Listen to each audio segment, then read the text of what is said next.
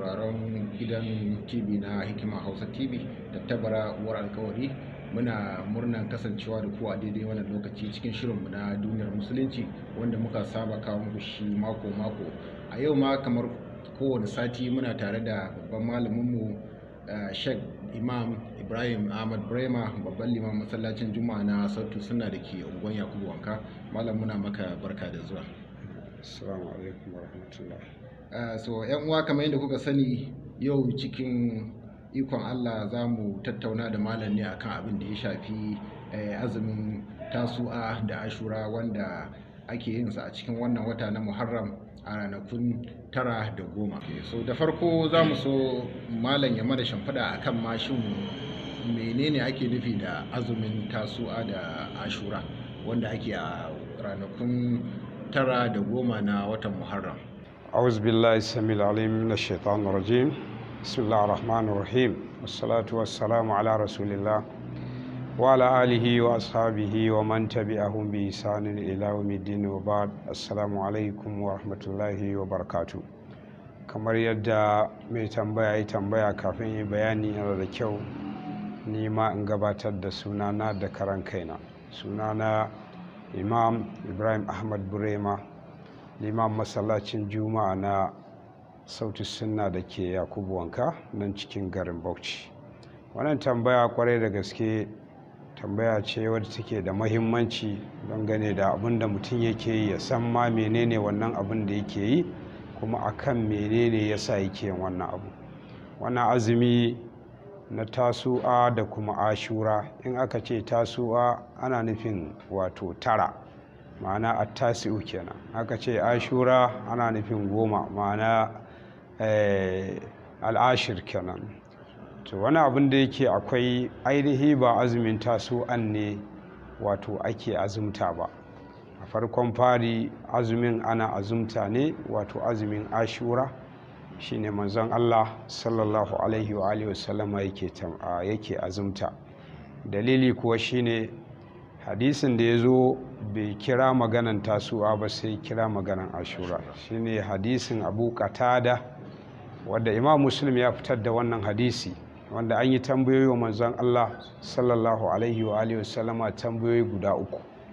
An tambaye manzon Allah sallallahu alaihi wasallama akan azumin wato ranar Arfa, yace yukaffiru sanatil madiya wal baqiya. Kuma aka tambaye shi akan azumin ashura, yace yukaffiru sanatil madiya. Sai aka tambaye shi akan azumin ranar litinin, yace zalika yawmun wulidtu fihi wa bu'istu fihi wa unzila alayya fihi. Kaga wayannan tambaye guda 3 muhalli shahid da yazo cikin wannan hadisi na Imam Muslim wanda Abu Qatada aka samu a gurin shi, Allah ya kara mai yadda, cewa muhalli shahid shine ashura.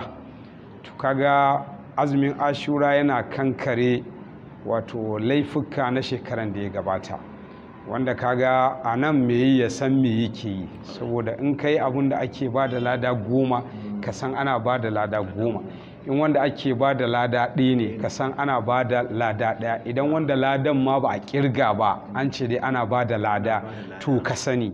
Saboda ana so mutum duk abin da zai yi wala yahillu lahu an yaf'ala filan hatta ya'lama hukumallahi fihi. Kaga wannan magana ne na Abdurrahman al-Ahdari, cewa ka san hukunci a abubuwa kafin ka aikata shi. To kaga wannan yana nuna ai magana ka azumin ashura. To yadda bayani yake nunawa, annabi sallallahu alaihi wasallam cewa in ya kai shekara mai zuwa zai hada da kuma tasu'a din, ma'ana ya azumci tasu'a da kuma ashura din, ma'ana ya yi 9 ya yi kuma 10. To sai zama da cewar Allah bai kai rayuwansa a wannan lokaci ba. To kaga sai zama tun da ya ambata kuma illan da zai sa ya azumtan wato bata cika ba, to sai sahabbai suka ci gaba da azumtan tasu'a da kuma wato ashura. Shine bi ma'ana a kowani wata ai akwai ran 9 akwai ran 10. To amma ba za ka yi selecting wani wata ka ci to bari ka azumci tara da gomanta ba, a'a tun daga watan da aka yi dole sai wannan wata na al-muharram. Kaga kuma ɗaya ne dama daga cikin watanni guda hudu ashhurul hurum wadda Allah ya selectin ɗinsu daga cikin watanni guda 12. Inna iddata shuhuri inda Allahi 12 shahran fi kitabillah yawma khalaqa as-samawati wal ardi minha arba'atun hurum. Kaga wayannan arba'atun hurum sune guda hudu: zulqa'da, zulhijja, al-muharram da kuma rajab. To yanzu kaga muna magana ne akan al-muharram, kuma shine dama wata farko na musulunci wanda daga wannan wata ake fara lissafin an shekara. Yawwa an shiga sabon shekara.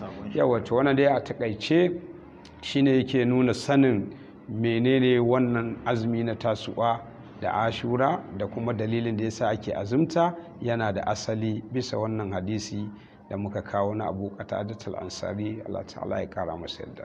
Wato idan na fahimci malam da kyau, manzo Allah sallallahu alaihi wasallam ya fara da yana azumtan shi ashura ne, daga baya kuma ya yi alkawari idan shekara ta juyo zai hada da tasu'an kanshi. To kuma cikin ikon ubangiji kafin shekara ta juyo manzo Allah ya wafati, shikenan kuma da shekaran ta juyo bayan ya yi wafati sahabbansa suka dora daga tunda kusan maganar da yi wancan kamar umarni ne cewa idan shekara ta juyo ko da baya nan a hada azumta da tasu'a da ashura. A cewa da ya yi idan shekaran gaba ya zo zai azumta, kamar yadda cewar da azumin ashura din kamar an farlanta shi ne ma, sai kuma ya zama da cewar daga baya sai kuma ba farilla ba. To akwai maganganu daban-daban. Akwai maganar za ka ji yana nuna cewar annabi sallallahu alaihi wasallam ya samu yahudawa suna yin azumin ashura. Ce menene yasa suke yin wannan azumi? Sai ce suna yi ne saboda nuna wa Allah farin cikinsu na tseratar da aka yi da annabi Musa da jama'arsa daga kaidin fir'auna, yayin da su aka hayar da su ruwa, wato fir'auna da jama'ansa kuma aka halakar da su. To sai annabi sallallahu alaihi wasallam ya ce mu ne muka fi cancanta mu gwada farin cikin mu akan tseratarwan annabi Musa da jama'arsa akan su Yahudawa, tunda duk alakantar da Yahudu da su yi zuwa ga wani annabi, to matukar ba bin annabin suka yi ba su kuma bi manzan Allah sallallahu alaihi wasallama ba, wannan alaka ta zama bata yiwu ba. To cewar da ya ambaci hakan ya ce kuma in shekaran gaba ya zo zai kara da ainihin wato tara, sai ya zama an yi ashura abinan tasu'a an kuma yi ashura domin ya saba ma yahudu. Yau akwai wannan magana ba, tunda wurare da dama da ga annabi sallallahu alaihi wasallam yana cewa a saba ma yahudu, an fahimta. Akwai inda yace sallu fi ni'alikum khalaful yahuda, ku yi sallah da takalman ku saba ma yahudu. Duk inda yahudu suka kalla, in sun kalli nan musulmi sai su kalli nan, to inda musulmin suka kalla kuma nan ne mafita, inda yahudun suke kalla kuma ba mafita ba ne, an fahimta ko? Wannan dai a takaice akwai maganganu irin wa'innan, wallahu ta'ala alam. Akarmakallahu, wani irin falala ake samu idan aka azumci wannan azumi na tasu'a da ashura? Wani irin falala yake da shi?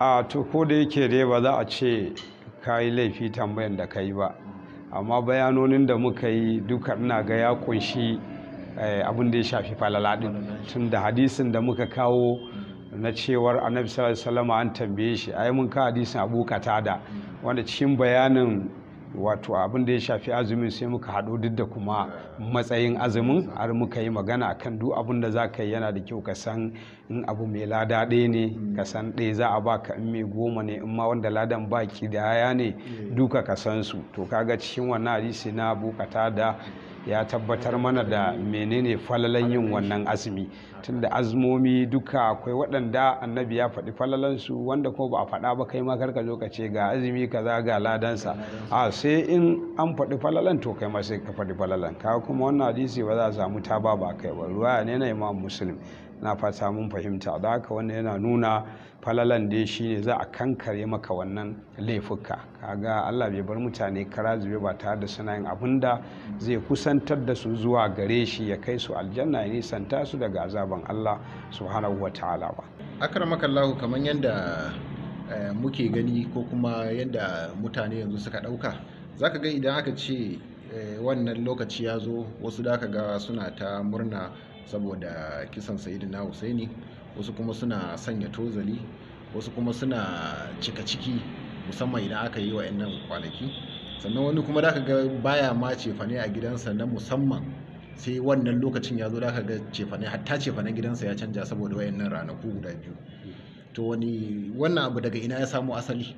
Waɗannan ababe da ka lissafo lalle wasu abubuwa ne wanda kusan za mu ce ba su da asali, ko kuma kai tsaye ko ka ce ba su da asali. In muka ce ba su da asali ba muna nufin ba inda abin ya faro ba, amma asali in dai a shari'a ne ana so ya samu asali daga Allah ko ma'aikin Allah sallallahu alaihi wa alihi wa sallama. Da haka duka waina abubuwa da farin cikin da murnan duka sun biyo bayan wato manzon Allah sallallahu alaihi wasallama ne. Bayan kuma haka ma zamanin sayyidina Abubakar ma ba a san waɗannan abubuwa ba, zamanin sayyidina Umar ba a san waɗannan abubuwa ba, zamanin sayyidina Usman ba a san waɗannan abubuwa ba, zamanin sayyidina Aliyu ma duka ba a san waɗannan abubuwa ba. Waɗannan abubuwa duka sun samo asali ne za mu ce daga tushe ta kirkira da bid'a. Shine kirkirar abu ne lokacin da aka kashe sayyidina Husaini jikan manzon Allah sallallahu alaihi wasallam, Allah ta'ala ya kara masa yadda. Kamar yadda a yayin da aka samu wannan matsala na fitan sayyidina Husaini, sahabbai an samu kibarin sahaba da suka rage wanda suka dakatar da shi kar ya fita. To amma kamar yadda ake faɗi kaddara ya riga fata, to ya shirya ya fita da runduna waɗanda ba su wuce mutum 70 ba. Shi kuwa Ubaidullahi bin Ziyad ya turo runduna da sun haye 4,000 ko kusan haka za mu ce, wanda za su tinkari sayyidina Husaini. Kaga kuma alkasaratu taglibu shaja'a, kaga sarkin yawa aka ce ya fi sarkin karfi. To kaga wannan ya jawo dai, duk da ba tarihin da mu kawo ba, ya zama abin da ya faru wato ya riga ya faru. Yau aka samu wato kashe jikan manzon Allah sallallahu alaihi wasallama, wanda ana kawo ɗayan cikin mutane biyu suka jibinci ganin an kashe shi bayan an kashe jama'ar da ke tare da su, ko Sinan bin Anas an-Nakhai ko kuma Shamra bin Ziljawsh, wanda duka wa'annan mai khutbat min at-tarikh ya kawo bayani akan wa'annan. Shine Usman bin Muhammad al-Khumais ya tsabtace wa'annan bayanai gwargwadon iyawan shi, ya kawo abin da ya inganta. To kaga wannan kisa da aka yi na sayyidina Husaini sai ya haddasar da wasu bid'o'i guda biyu, kamar yadda Sheikhul Islam Ibn Taymiyyah Allah ta'ala ya ji kansa yake faɗa. Ya ce a yayin da aka kashe sayyidina Husaini an samu bid'o'i guda biyu wadda suka bayyana. Kaga yana nuna dukkan karnonin da muka faɗa a bayan nan cewa zamanin wane ma'ana kaga duka duka babu wannan kenan. Yawa ma'ana duka sahabban nan bayan annabi Abubakar, Umar, Uthman, Aliyu, duk khulafa'ur rashidin duk sun gama babu wannan abu. Yes, babu. To sai aka kirkiro wa'annan bid'a guda biyu. Akwai bid'a ta bakin ciki da dukan jiki da marin fuska da kururuwa da sa bakin kaya da dai yin abubuwa da wanda ba su samu asali ba, wanda kuma annabi sallallahu alaihi wasallama kwata-kwata ma kafin ya bar duniya dama ya hana wato abin da ya shafi amma mutuwa ka shiga cikin tashi hankali. Ya ce laisa minna mallaɗamal hududa wa shakkal jiyuba wada'a bid'a wal jahiliya. Ya ce bai tare da mu wanda ya dinga marin fuskansa saboda an mai mutuwa, ko ya rika yaga rigansa, ko ya rika ce ni kan na mutu na lalace, tunda wani ya mutu yanzu wa zai taimake ni. Ya manta da alhayyul ladhi la yamut, shine Allah subhanahu wa ta'ala. Kaga wannan sai yake nuna cewar wannan bid'a ta bakin ciki da aka kirkira ta yana so gashi har ta zo irin wannan lokaci namu. Za ga mutum da kanshi ya sa bindiga ya harba kansa don saboda an kashe sayyidina Husaini, wani kuma ya yanka bayansa, wani yaro karami ma sai je mika dan sari kansa jini da ya fito, wai dole shi ma ransa ya ɓaci saboda abin da ya faru da sayyidina Husaini. To kaga inda haka addinin mu yake ma akwai da ba za su shiga ba. To yasa a daidai wannan gaban ma muna jan hankali ga duk wanda wannan sako namu zai iya isa zuwa gare su, ba ruwan musulunci da irin wannan. Don haka musulunci yana kiyaye lafiyan dan adam. Kai kanka ne in ka jiwa kanka ciwo da gangan za a ma shari'a, kamar da ka kashe kanka gobe kiyama ba za a bar ka ba a ce to ai ransa ya kashe a kyale shi. kaga an samu wannan bid'a ta bakin ciki kenan. Yawwa kaga wannan an samu daga su kuma rafidawa su ne suka girkiro wannan su ne yan shi'a kenan. Madalla yan shi'a kwarai da gaske su ne suka kirkiro wannan, wanda kuma a har yanzu kai za ka sami su a zazzagaye kabarin sayyidina Hussein suna kiransa suna dawafi a wajen da Allah bai ce ayi dawafi ba. To kaga bid'an farko kenan. To bid'a ta biyu shine na farin ciki.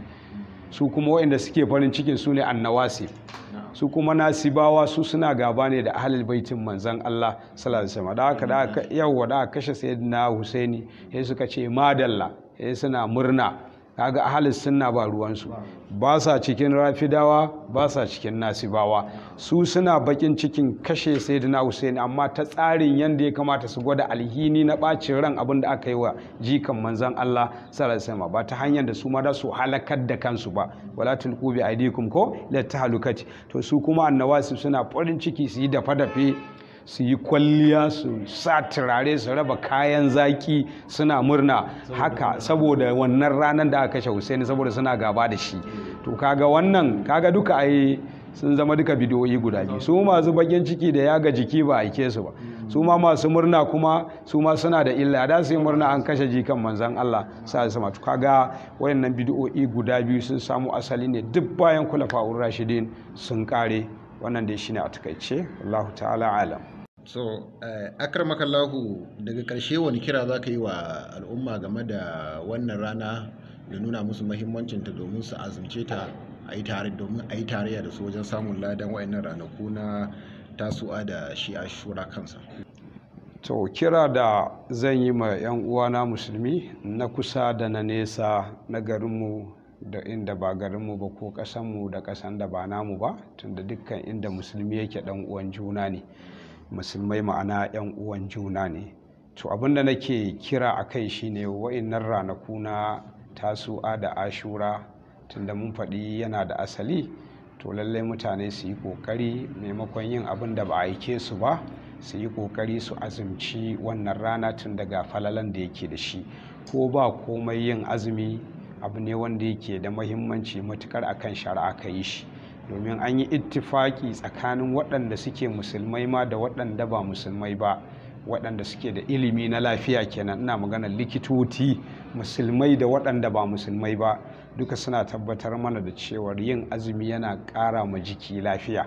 Kaga wannan yana daɗa gwada maka tabbatar da saƙo da risala na manzon Allah sallallahu alaihi wasallama na kiyaye lafiyan ɗan adam da rayuwansa. To yin azumin yana ba da lafiya wa jiki, kaga wannan kenan. Bayan nan har wa yau kuma wato akwai kofa na musamman da annabi sallallahu alaihi wasallama ya faɗa cewar akwai wannan kofan a gidan aljanna wadda ake kiran wannan kofa rayyan, wanda wannan kofa ba mai shiga ta wannan kofan, inji annabi sallallahu alaihi wasallama ya ce sai masu yin azumi, wanda suna gama shiga shikenan sai a rufe. Don haka muke jan hankali mutane su yi kokari, kuma akwai jeringen mutanen da Allah ta'ala ya jero su, wanda a cikin jero wanda ya yi a ƙarshe ya ce zai tanadar musu da rabo da lada mai girman gaske. Daga ciki akwai masu azumi, inda Allah yake faɗa cikin suratul ahzab, ya ce innal muslimina wal muslimati wal mu'minina wal mu'minati wal qanitina wal qanitati was sadiqina was sadiqati was sabirina was sabirati wal khashi'ina wal khashi'ati wal mutasaddiqina wal mutasaddiqati was sa'imina والصائمات والحافظين فروجهم والحافظات والذاكرين الله كثيرا والذاكرات أعد الله لهم مغفرة وأجرا عظيما. كاغا akwai as-sa'imun, na haka masu azumi maza da masu azumi mata. Haka ina ba da shawari musamman wa magidanta su iya kokarin su wajen dan tattala abin da ya kamata su tattala, domin ya zamanto mutane ya zama majority an tashi da wannan azumin. Kaga sai ya zama gaskiya ta yaƙi ƙarya, sai ya zama sunna ta yaƙi bid'a. Da fata Allah ya taimake mu ya mana jagora. Kuma a ƙarshe ina mika godiya na da fatan alkhairi da sanya albarka ma wannan gidan TV na Hikima ko, wadda madalla, wadda wannan gidan TV ta yunkura wajen yada abubuwa na shari'a, abubuwa na addini. Allah ya albarka wa ma'aikatan, kuma Allah ya daɗa faɗaɗa wannan gidan TV ya sanya mata albarka. Allah ta'ala ya haɗa mu gaba ɗaya cikin lada, ya sa aljanna makomanmu. subhanakallahumma rabbana bihamdik ashhadu an la ilaha illa anta astaghfiruka wa atubu ilaik alhamdulillahi rabbil alamin. To masha Allah, tattaunawar mu kenan da babban limamin masallacin juma'a na sautu sunna da ke unguwar Yakubu Wanka, Imam Ibrahim Ahmad Brema, wanda muka tattauna da shi akan abin da ya shafi wannan azumi na tasu'a da ashura wanda ake yi a ranakun 9 da 10 na watan Muharram. Farko muna godiya wa Allah subhanahu wataala da ya kawo mu karshen wannan shiri. Malam muna godiya, Allah saka da alkhairi. Kuma wannan gidan TV kamar yadda ka sani, gidan TV ne da muka bude shi domin abin da ya shafi duka addini, siyasa, al'adu da kuma kasuwanci. Kofar mu a buɗe take a koda yaushe, inda irin wannan abu ya taso insha Allah za mu tuntube ku domin ba da naku gudumawa cikin abin da zai amfani al'umma. Malam muna godiya, Allah saka da alkhairi. Jama'a masu kallo da sauraro, ku kasance da wannan gidan TV na Hikima Hausa TV da Tabbara uwar alkawari, komin dare gida kika kwana.